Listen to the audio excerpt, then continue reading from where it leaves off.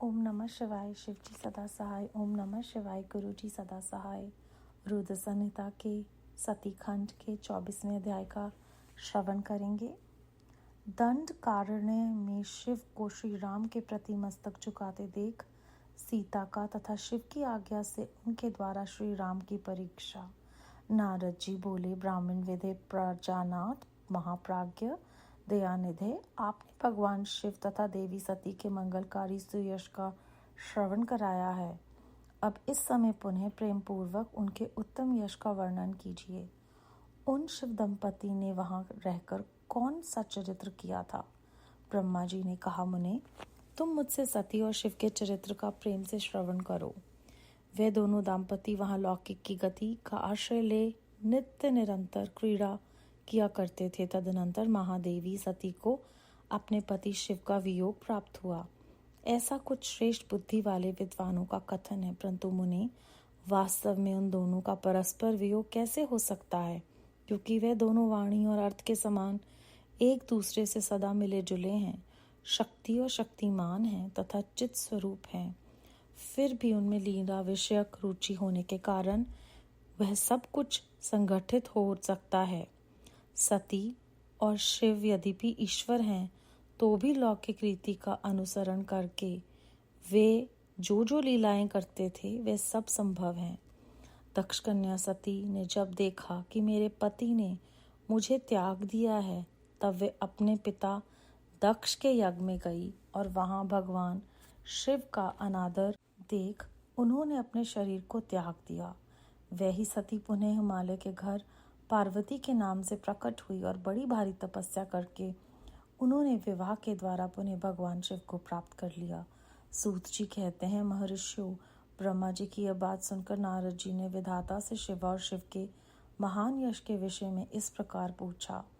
नारद जी बोले, महाभाग विष्णु शिष्य विधाते, आप मुझे शिव और शिव के भाव तथा आचार से संबंध रखने वाले उनके चरित्र को विस्तार पूर्वक सुनाइए। तात भगवान शंकर ने अपने प्राणों से भी प्यारी धर्मपत्नी सती का किस लिए त्याग किया? ये घटना तो मुझे बड़ी विचित्र जान पड़ती है, अतः इसे आप अवश्य कहें। आज आपके पुत्र दक्ष के यज्ञ में भगवान शिव का अनादर कैसे हुआ, और यहाँ पिता के यज्ञ में जाकर सती ने अपने शरीर का त्याग किस प्रकार किया? उसके बाद वहाँ क्या हुआ? भगवान महेश्वर ने क्या किया? ये सब बातें मुझसे कहिए। इन्हें सुनने के लिए मेरे मन में बड़ी श्रद्धा है। ब्रह्मा जी ने कहा, मेरे पुत्रों में श्रेष्ठ महाप्राज्ञ तात नारद, तुम महर्षियों के साथ बड़े प्रेम से भगवान चंद्रमौली का ये चरित्र सुनो। श्री विष्णु आदि देवताओं से सेवित पर ब्रह्म महेश्वर को नमस्कार करके मैं उनके महान अद्भुत चरित्र का वर्णन आरंभ करता हूँ। मुने, यह सब भगवान शिव की लीला ही है। वे प्रभु अनेक प्रकार की लीला करने वाले, स्वतंत्र और निर्विकार हैं। देवी सती भी वैसी ही हैं, अन्यथा वैसा कर्म करने में कौन समर्थ हो सकता है? परमेश्वर शिव ही परब्रह्म परमात्मा है। एक समय की बात है, तीनों लोक में विचरने वाले लीला विशारद भगवान रुद्र सती के साथ बैल पर आरूढ़ हो इस भूतल पर भ्रमण कर रहे थे। घूमते घूमते वे दंडकारण्य में आए। वहां उन्होंने लक्ष्मण सहित भगवान श्री राम को देखा, जो रावण द्वारा छलपूर्वक हरी गई अपनी प्यारी पत्नी सीता की खोज कर रहे थे। वे हाँ सीते ऐसा उच्च स्वर से पुकारते जहां तहां देखते और बारंबार रोते थे। उनके मन में विरह का आवेश छा गया था। सूर्यवंश में उत्पन्न वीर भूपाल दशरथ नंदन भरताग्रज श्री राम आनंद रहित हो लक्ष्मण के साथ वन में भ्रमण कर रहे थे और उनकी कांति फीकी पड़ गई थी। उस समय उदार चेता पूर्ण काम भगवान शिव ने बड़ी प्रसन्नता के साथ उन्हें प्रणाम किया और जय जयकार करके वे दूसरी ओर चल दिए। भक्त वत्सल शिव ने उस वन में श्री राम के सामने अपने को प्रकट नहीं किया। भगवान शिव की मुंह में डालने वाली ऐसी लीला देख सती को बड़ा विस्मय हुआ। वे उनकी माया से मोहित हो उनसे इस प्रकार बोली। सती ने कहा, देव देव सर्वेश परब्रह्म परमेश्वर ब्रह्मा विष्णु आदि सब देवता आप ही की सेवा करते हैं। आप ही सबके द्वारा प्रणाम करने योग्य हैं। सबको आपका ही सर्वदा सेवन और ध्यान करना चाहिए। वेदांत शास्त्र के द्वारा यत्न पूर्वक जानने योग्य निर्विकार परम प्रभु आप ही हैं। नाथ, ये दोनों पुरुष कौन हैं? इनकी आकृति विरहावस्था से व्याकुल दिखाई देती है। ये दोनों धनुर्धर वीर वन में विचरते हुए कलेश के भागी और दीन हो रहे हैं।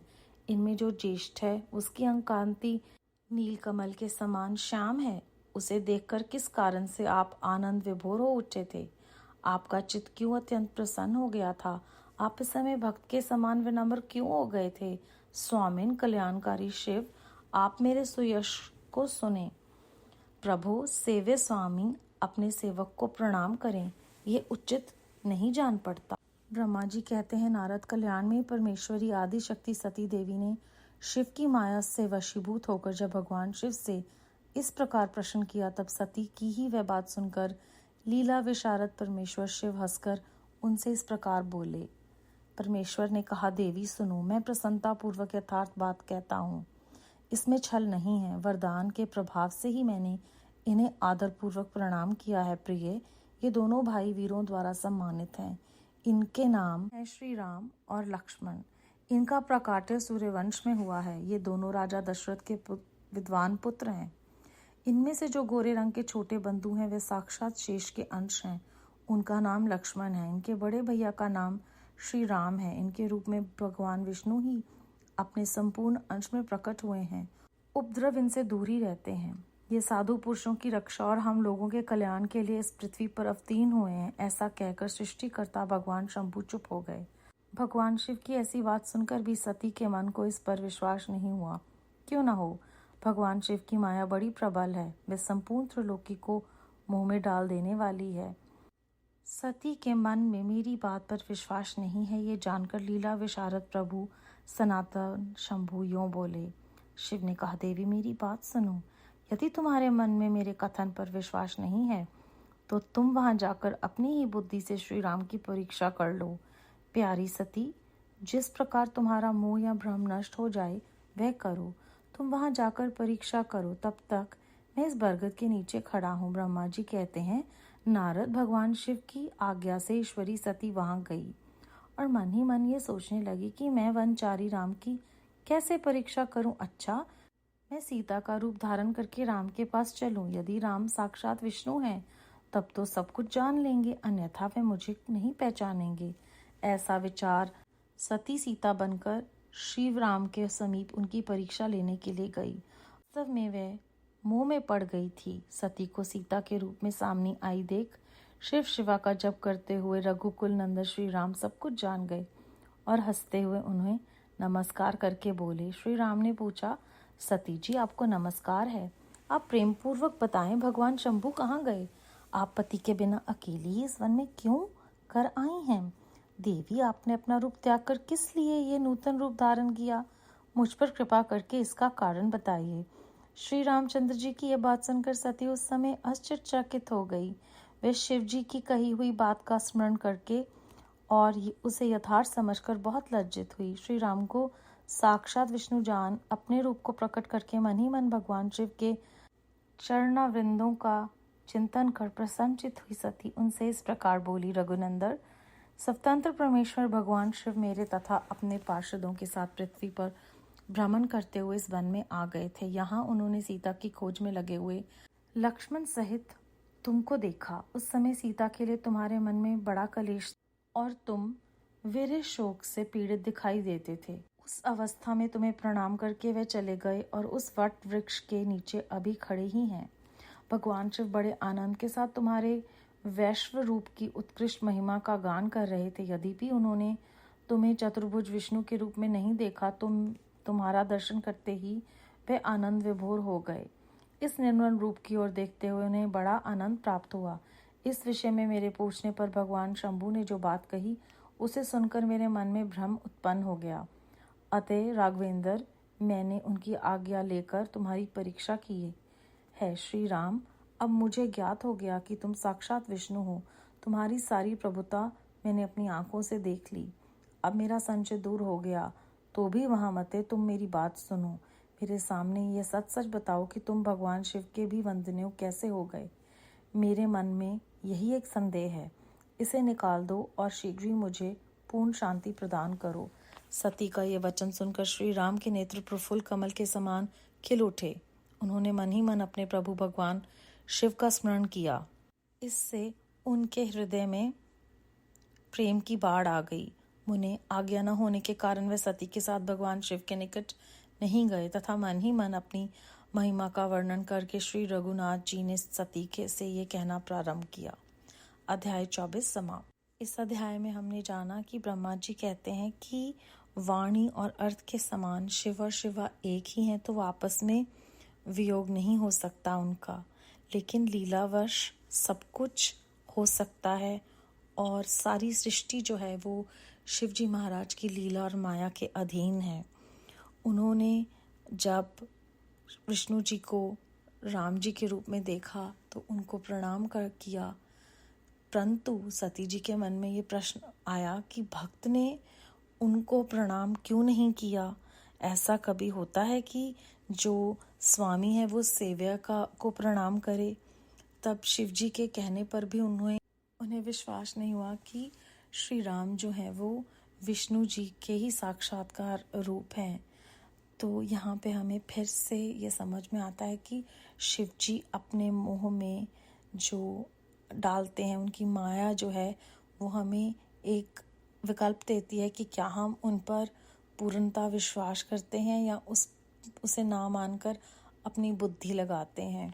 तो जब शिव जी कहते हैं तुम जाकर अपनी ही बुद्धि से श्री राम की परीक्षा लो, तो गुरुजी महाराज का वो वचन याद आता है कि अपने जूतों के साथ ही दिमाग बाहर रख के आओ, क्योंकि अगर सती देवी देवी होकर शिव जी के मोह में पड़कर प्रश्न कर रही हैं और उन पर विश्वास नहीं करी उनके कथन का, तो हमारी तो बिसात ही क्या है।